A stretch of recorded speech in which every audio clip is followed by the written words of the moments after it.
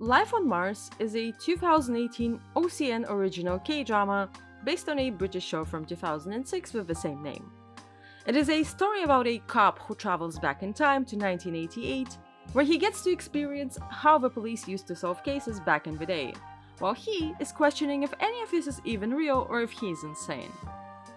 When I was watching this show, I kept asking myself whether this is blatant copaganda or whether this is serious critique of the way cops routinely misuse their power. First, the main characters are beating up suspects while comedic music is playing, but then in the next episode they seriously discuss how unfair the criminal justice system is to poor people.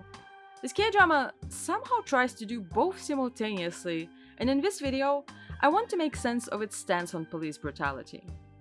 I'm going to critique a central part of the plot, so it might sound like I'm dunking on this show for being bad, but I want to reiterate that this K-drama is really good. It is a trippy and dark story that offers a unique twist on time travel. It has that gritty OCN style, similar to Strangers from Hell, another OCN show I already discussed in a different video. Life on Mars is an underrated K-drama with a stellar cast and a great mix of badass action scenes, wholesome friendships, creepy serial killers, and mysterious secrets from the past.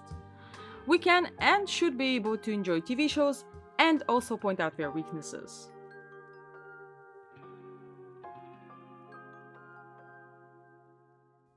Our protagonist, Han Tae-ju, is introduced as a whistleblower archetype who cares about justice and a good chain of evidence more than about being liked by other cops.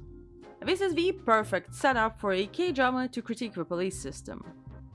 When the male lead is transported from 2018 to 1988, he struggles with adjusting to the old methods of investigating crime.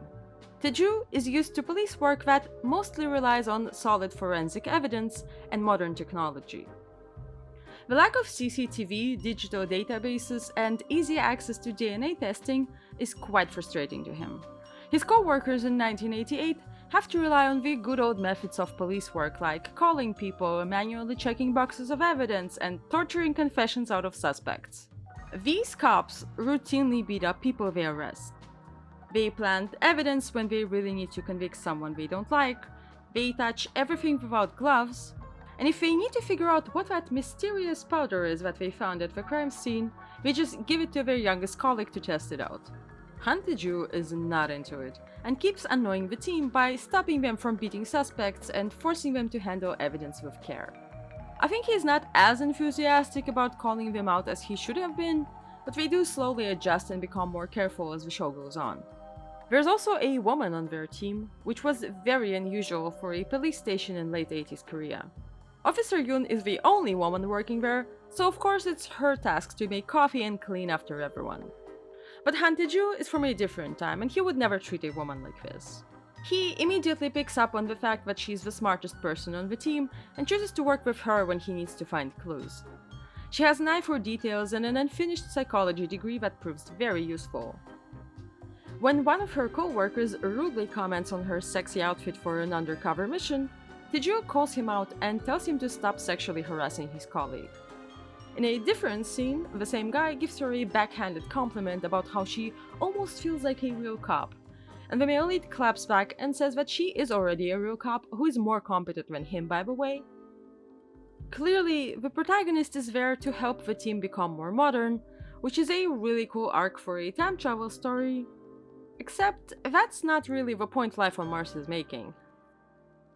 This K-drama champions progress and change, but not too much. It is more interested in maintaining status quo. During an arrest, Tae-ju accidentally reads the culprit his Miranda rights, which didn't exist in 1988 Korea yet.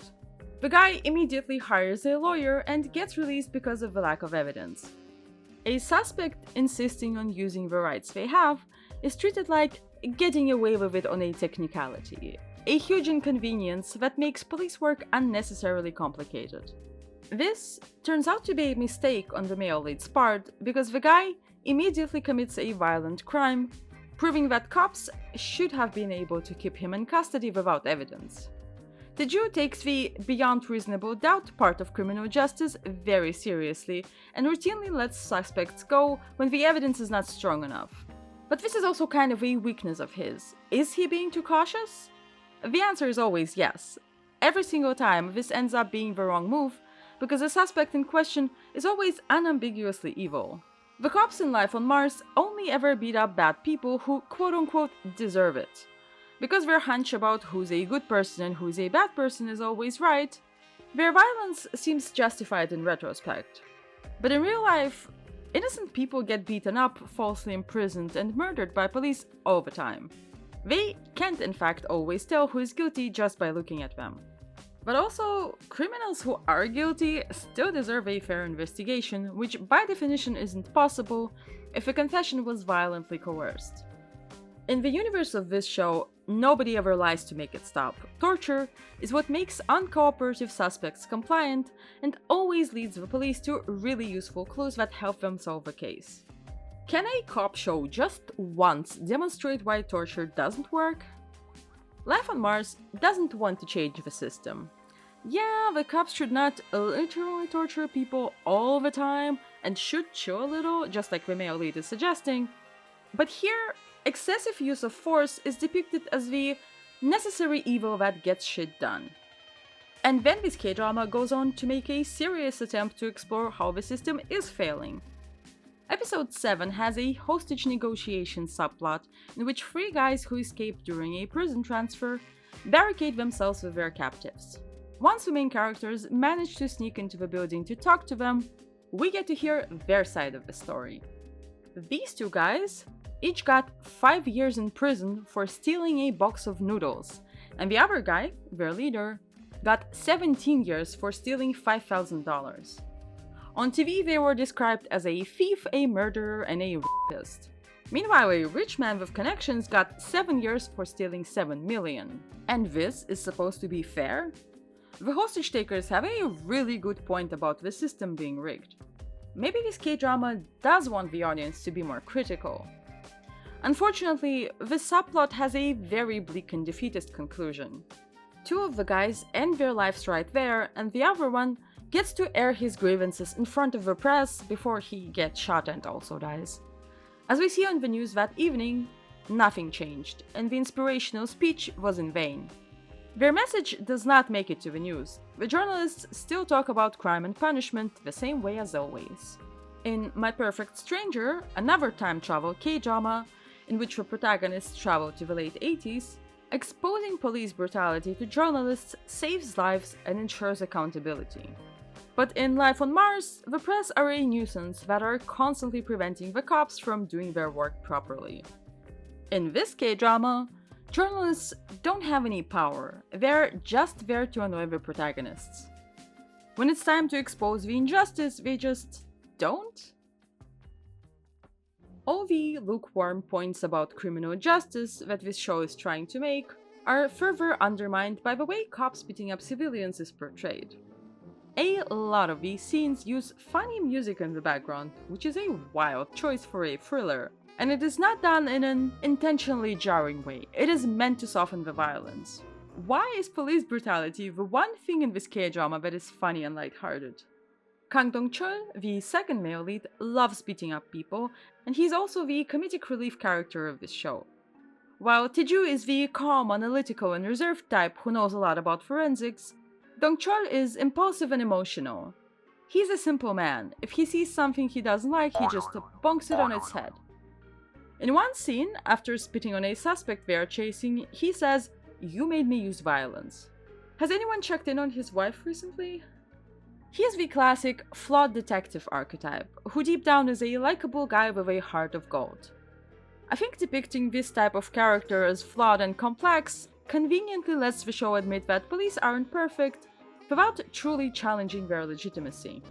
Dong-chul, with his anger management issues, could learn a thing or two from Tae-ju. He is smart, which is why when he tortures people, he doesn't leave visible bruises that could get him in trouble later on. He's classy like that. I have to admit that in the later episodes, Life on Mars really tones it down with comedic background music. You see, when cops are accused of murder, it's not funny anymore. In episode 10, the main characters really fuck up and their unchecked violent interrogation methods finally catch up to them. This guy was high when he was arrested and they don't wait for him to sober up. even though he clearly doesn't understand where he is and what is happening. To make matters even worse, our beloved protagonist denies the guy water and beat him up, after which he ends up dead. Yong-ki is really shaken. Clearly he feels bad, but not bad enough to understand why he gets suspended. He perceives any type of consequences as incredibly unfair. He doesn't understand why he's being punished.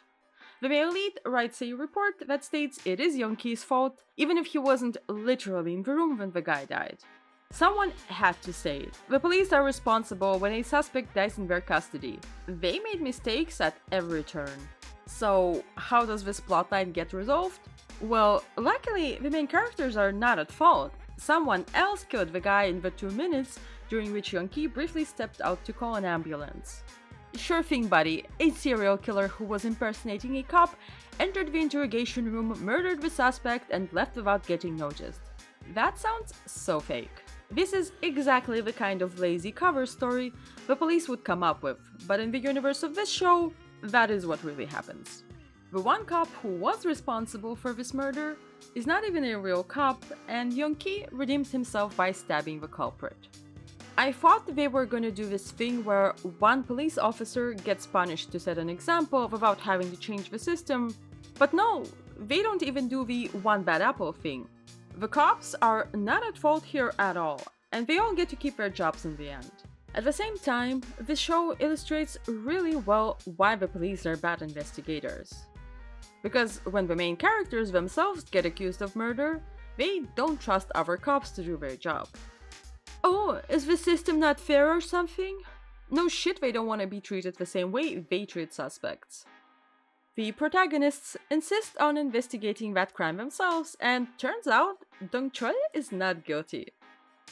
Their own private investigation proved his innocence. Funny how that works. Imagine if all suspects were allowed to investigate their own crimes. Everyone would be innocent.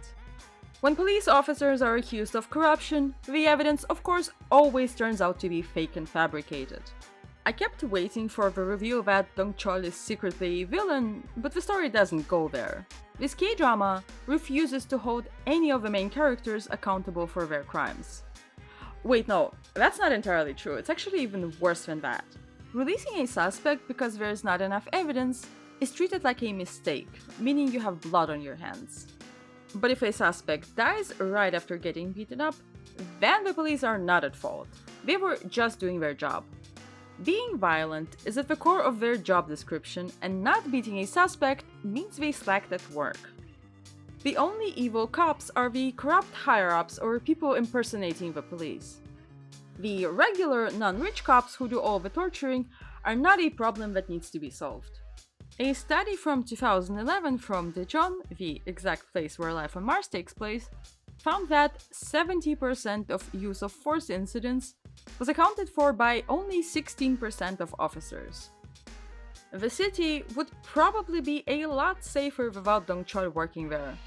His former partner even tells him to retire and enjoy life instead of chasing suspects, which would have been a great ending for his character arc, but of course that's not what he does.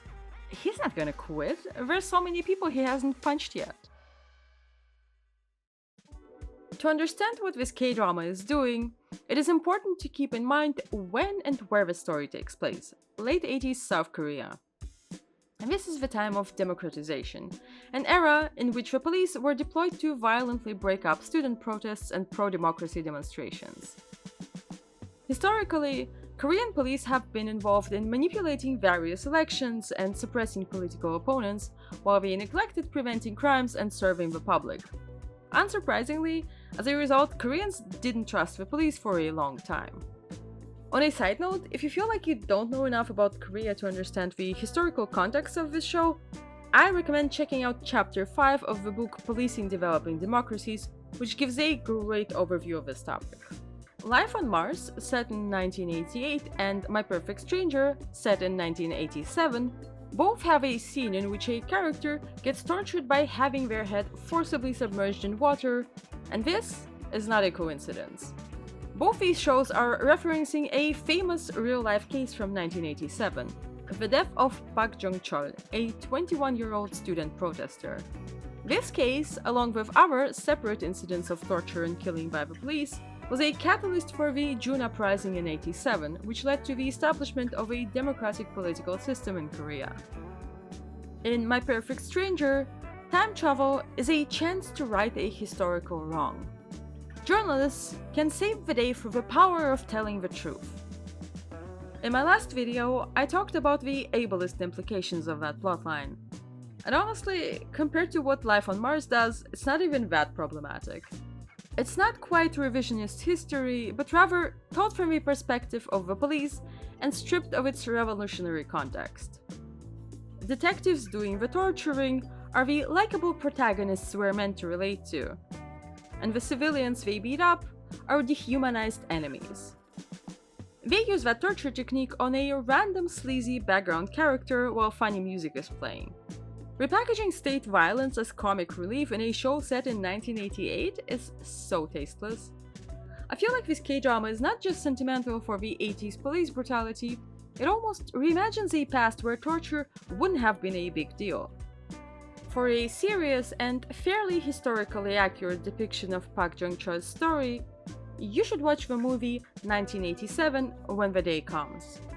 In this one, journalists and civilians who bravely protest a repressive government are the heroes. Police brutality looks very different when it's shown from their perspectives. Life on Mars is a time travel K-drama, so the audience, who lives in the future, knows that the system does get better in the following 30 years. This show has the easiest setup for police critique. Because we're comparing 1988 to 2018, modern policing will always look better in comparison, and Han Tae-ju will always be the wokest cop in any room he enters. By half-heartedly critiquing the violence of the late 80s that took place all the way back in the past, the show shields itself from discussing shortcomings of the system today. Setting the story in 1988 is pretty convenient.